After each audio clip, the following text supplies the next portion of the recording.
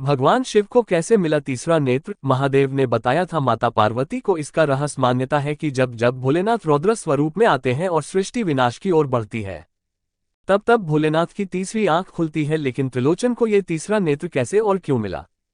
आइए जानते हैं। देवों के देव महादेव को जगत का पालनकर्ता कहा जाता है, जिन्हें खुश करना सबसे आसान है। जो भी भक्त भोलेनाथ की सच्चे दिल से आराधना करता है, शिव शंकर उसी के हो जाते हैं। महादेव दयालु हैं, करुणा से भरे हैं, लेकिन भोलेनाथ एक और रूप भी है। जब वह रौद्र स्वरूप में आते हैं तो पूरी सृष्टि में हाहाकार मच जाता है। उनके इसी स्वरूप के चलते उन्हें रुद्र के नाम से भी जाना जाता है। जब भी भगवान रौद्र स्वरूप में आते हैं तो उनकी तीसरी आंख खुलती है। लेकिन क्या आपको इस तीसरी आंख का रहस्य पता है? इस श्रावण मास में आइए जानते हैं कि आखिर भोलेनाथ को ये तीसरी आंख कैसे मिली और इसका रहस्य क्या है। शास्त्रों के मुताबिक जब जब सृष्टि पर संकट आता है, अत्याचार बढ़ता है, विनाश करीब आता है, तब तब भोलेनाथ की तीसरी आंख खुलती है। इस दौरान भोलेनाथ अपने रौद्र स्वरूप में होते हैं। भोलेनाथ की ये तीसरी आंख उनके दोनों भौहों के बीच में ललाट पर नजर आती है, जिसकी वजह से वह त्रिनेत्रधारी और त्रिलोचन के नाम से भी जाने जाते हैं। कहा जाता है कि अपनी तीसरी आंख से महादेव वो सब कुछ देख सकते हैं जो आमतौर पर नहीं देखा जा सकता। महादेव का तीसरा नेत्र क्या देता है संकेत? उनके तीनों नेत्रों में भूतकाल,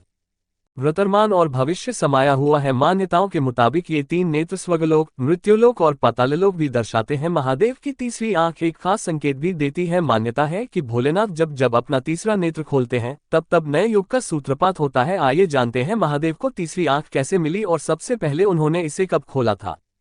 कैसे मिली महादेव को तीसरी आंख? मान्यताओं के मुताबिक भगवान शिव हिमालय पर्वत पर एक सभा का आयोजन कर रहे थे।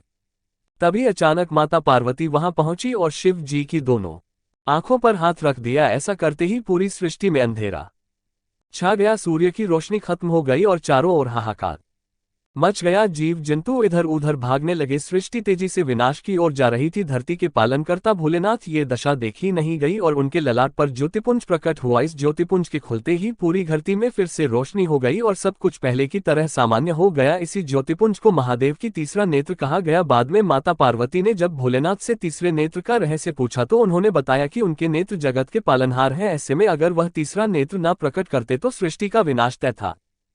अभी तक लाइक सब्सक्राइब नहीं किया तो लाइक सब्सक्राइब कर देना।